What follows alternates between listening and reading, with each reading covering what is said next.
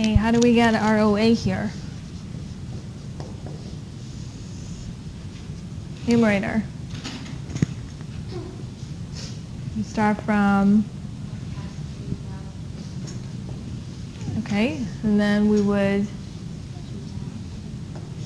add the interest expense, which is 210, yes, and then average total assets, that would be,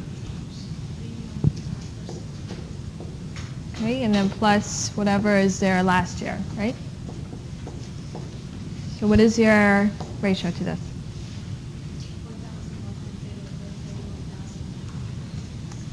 4,000. Okay, I'm going to click and see if you got it right. So I think it's the run. So 3,890 plus 210. This together, upper part will give you the dollar amount of 4,100, right? And then divided by this. So 13% is rate of return on assets, meaning per dollar of average investment in the asset, it turns into $0.13 of the return to shareholders and creditors on average. Okay, so remember the rule of thumb here, 13% is above the rule of thumb 10%, so relatively speaking it's considered strong. Okay, now for ROE, if we match again with the information here for ROE, we have again net income amount, and then the upper part we consider, since the problem doesn't tell you any preferred dividends, you can assume that there's zero. So in case there is preferred dividends, you have to subtract it.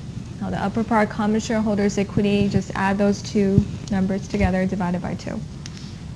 Okay, so that'll give you 25.1%. Again, this is above the 15%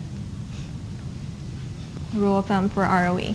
So both of them here is considered pretty high. It's considered strong ratios in terms of how company has been using their assets, how companies have been using their contributed capital from shareholders.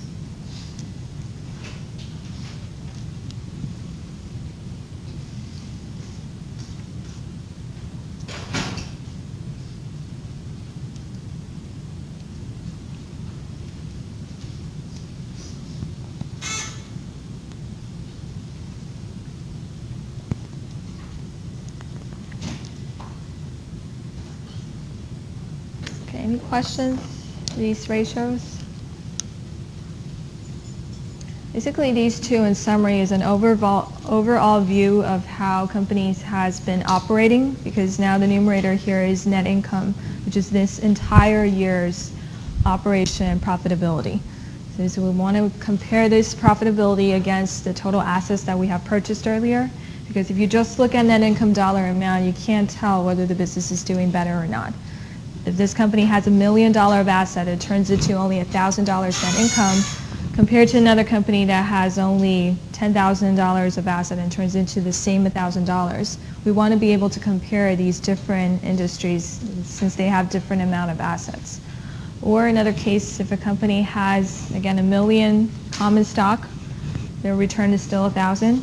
If a company has only 10,000 common stock equity, their return is 1,000, then obviously the latter case would have a higher ROE. Okay, we want to use this ratio to evaluate overall profitability of a business compared across industry, compared across the same company. So if the rate is higher every single year, then that basically means they're growing in terms of how they're using their assets, how they're using the equity compared that's contributed to their business. Okay, so just keep in mind the rule of thumb. After you calculate this, to evaluate it, one is 10%, one is 15%.